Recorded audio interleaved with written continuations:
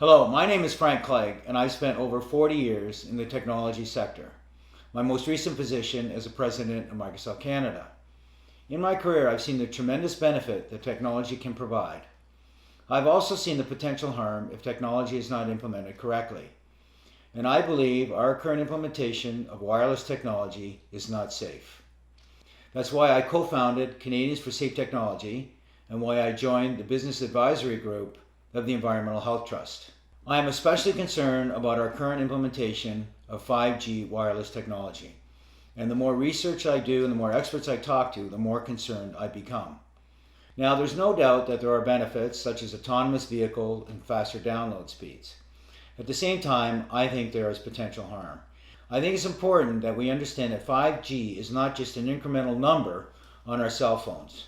In fact, over 230 scientists and researchers from 41 countries around the world have formally written to the United Nations, their member nations, and the World Health Organization expressing their concern over the planned rollout of 5G technology, especially for vulnerable populations such as children, pregnant women, and the environmentally sensitive. They have been joined by state legislatures and federal regulators who have asked the FCC to provide evidence that there is no harm from the rollout of 5G technology. There is no doubt that the engineers and businesses and companies that roll out technology are well-meaning. However, their focus is on being first to market and getting new products into the market as efficiently and quickly as they can. I am not aware of any research or studies by my industry or related industry that deal at all with the health or safety effects of wireless technology. Here are some important facts about 5G. 5G technology has not been tested. I am not aware of a single study that shows that 5G technology is safe. 5G, as in all other wireless technology, gives off radio frequency radiation, which is absorbed in the human body and accumulates in the human body. One segment of 5G technology are millimeter waves. Millimeter waves are used by the US and Israeli government in their active denial systems, which are used for crowd control. And what they do is they provide a very painful reaction in the skin organs of the body. We have no idea what the impacts will be to human health if that kind of millimeter wave technology is used and we are exposed to it 24 hours a day, 7 days a week. There are significant proven health effects from wireless technology and wireless devices.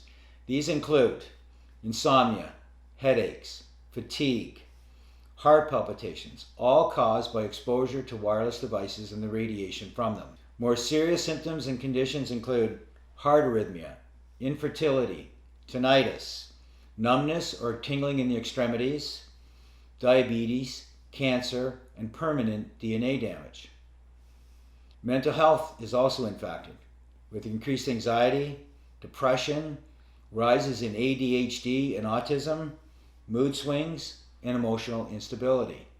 In fact, all of these health factors and conditions have risen exponentially over the last 30 years, and hundreds of studies that show proof of biological harm from wireless devices. Most recently, in 2018, the National Institute of Health's National Toxicology Program released the findings of a 14-year, $25 million study that showed clear evidence of harm in terms of cancer and permanent DNA damage. This study, several months later, was verified by the prestigious Ramazzini Institute out of Italy, which found the same results. Now you may ask how a product that has this potential harm could ever be released to the market and to the public for public use. Well, the way the process works is the FCC regulates all wireless devices and products associated with them. Unfortunately, the FCC is made up of previous telecom executives, lawyers, and engineers. It does not have any scientists or doctors that you would expect to be involved with the regulation of potentially harmful products. In fact, the FCC guidelines are 20 years out of date without any major significant improvement. Countries such as China, Russia, Italy, and Switzerland have safety guidelines that are 100 times safer for their citizens. The FCC guidelines are based on small, short-term, infrequent exposure. They do not worry about the accumulated effects for multiple devices. They don't measure or monitor exposure 24 hours a day or 7 days a week. And they have no special consideration for children, pregnant women, or those who have shown environmentally sensitivities to wireless radiation. In addition to the concerns about the guidelines, there is actually no oversight provided by the FCC, and in fact the telecommunications industry is self-policing. So what we are left with is almost a Wild West scenario where the regulations and the guidelines are significantly lacking and the industry is left to its own accord to roll this technology out to the marketplace. In addition to the concerns about the FCC guidelines themselves, the Federal Telecommunications Act of 1996 prohibits any telecommunication company to be sued on the basis of the safety or health of their products. So in other words, there is no liability to the telecommunications industry of any of the impacts of their products.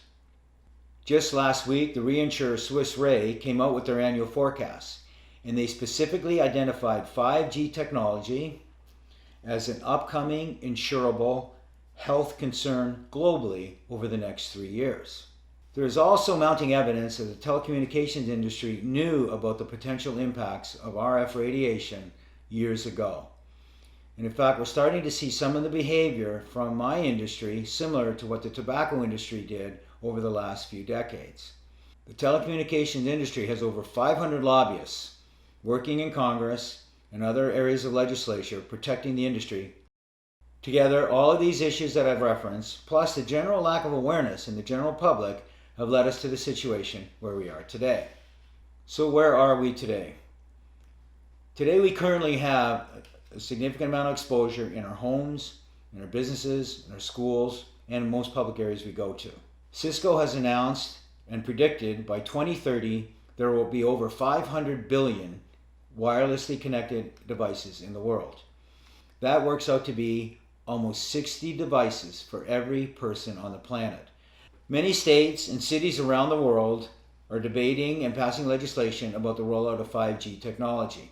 And in fact, what we're seeing in the US is at the federal and the state level, they're fast-tracking some of this legislation to support the rollout of 5G infrastructure. Unfortunately, this legislation seems to be taking away all individual rights and the rights of local towns and counties and cities and passing more power to the telecommunication companies. We believe this is a historic and precedent-setting power shift from the individual and state and local level over to an industry. In fact, many communities in the US and around the world are passing moratoriums preventing the rollout of 5G technology until it is proven safe. 5G will impact you personally. There are designs that show the requirement for small cell 5G antennas as close as every third house in the neighborhood and could be as close as every 500 feet in public areas. The impact of that radiation at that level of frequency and intensity and power 24 hours a day and 7 days a week is unprecedented and is not understood. I've spent the last 5 years of my life, I've had the opportunity to meet with experts on a worldwide basis who have spent their careers studying the impact of wireless radiation and devices. I've also had the opportunity to meet with some of the great minds in the technology sector who have helped create these tremendous products that we use in our lives and provide tremendous benefit to us. I am convinced that there are safer alternatives available so we can have the best of both worlds. Technology that can provide the tremendous benefits, but technology that is safe. There is no incentive or motivation to provide the research and the funding to look for safer alternatives. So that's why it's up to us to help encourage that investment. That can be by asking our legislators to pass legislation, encouraging industry to do it, or it can be by us directly trying to advocate for change in the industry to allow them to become more responsible to provide safer technology that still provides tremendous benefit. We can't do this all on our own. We need your help. Here's what you can do. The most important thing is to get educated. We have provided a little bit of an overview and some of the scientific evidence that shows there's a potential harm. But now you have to take the initiative. There are some tremendous websites, Canadians for Safe Technology, the Environmental Health Trust, saferemr.com, and the Physicians for Safe Technology. There are also other resources that are listed at the end of this video. We encourage you to spread the word, share this information, share the video with your coworkers, with your family, with your friends, with legislators at the state and federal level. Even your local school boards can have an impact if they choose to engage. Ultimately, your knowledge is in your power, and your power is in your hands. I fundamentally believe we can have the best of both worlds. That is access to the technology and the tremendous benefits it provides, but in a safe manner. We are advocates for safe technology, not no technology. I thank you for your time.